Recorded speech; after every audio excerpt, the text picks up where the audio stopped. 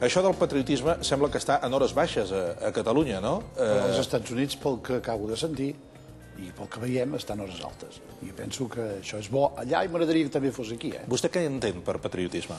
És la defensa del país, i és l'afirmació, i és la voluntat de sumar en el país, i és la d'invitar a tothom que arriba al país, encara que vingui de molt lluny, però que vol viure aquí, a que se senti d'aquí.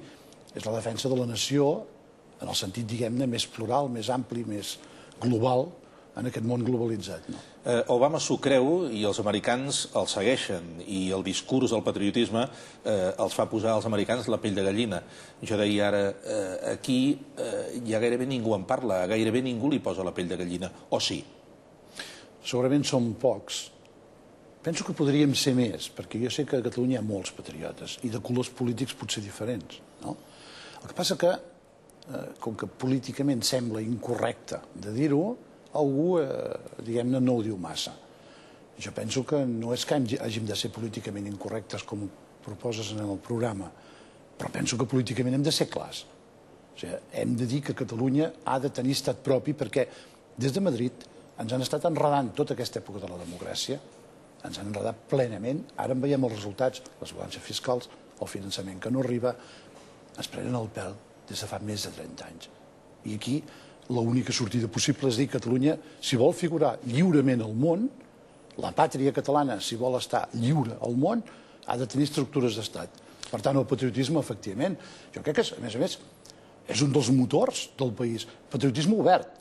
Jo estic treballant en l'àmbit d'integració de la nova gent que ha vingut a Catalunya aquests últims 10 anys, que és molta, i ho estic fent per patriotisme. Ara en parlarem, però digui'm abans una cosa. Després d'haver estat 5 anys al Marroc, l'ha reconeguda la Catalunya amb què s'ha trobat? L'he trobada molt canviada. En algun aspecte positiu, en altres molts negatius. Per exemple, el primer que em va sobtar a l'arribar a Barcelona, després de molts anys de no ser-hi, és sentir parlar molt menys el català al carrer normalment.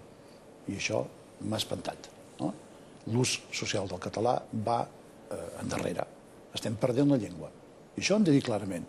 La podem recuperar. Jo soc dels que pensa que tot es pot fer. Però de moment, en els últims anys, el català ha anat enrere i molt enrere, i el podem perdre. Això seria realment un drama, perquè és la pedra angular, entenc, del sentiment de país, de pàtria. D'altra banda, l'he trobat també canviada. En 10 anys han arribat a Catalunya. Jo vaig pensar a Catalunya que eren 6 milions i mig de persones, ara són quasi 8.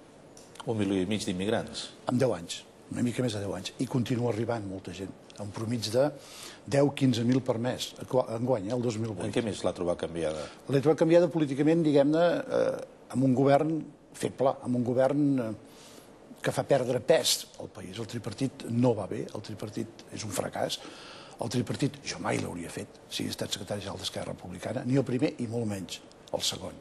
Però, en canvi, a nivell nacional trobo la gent, veus, això és positiu, molt més conscient. O sigui, com fa 10 anys que vaig marxar al país, diguem-ne, la gent que era independentista i ho deia no arribava al 15%. Les enquestes actualment diuen que algunes 35%, altres fins a 47%, recents, de l'estiu passat, de ciutadans de Catalunya que votarien que sí a un eventual plebiscit d'independència perquè n'estan tips de Madrid, dels enganys de Madrid i que ens prenguin el pèl d'aquesta manera. Sí, però potser ara hi ha més... Això és positiu.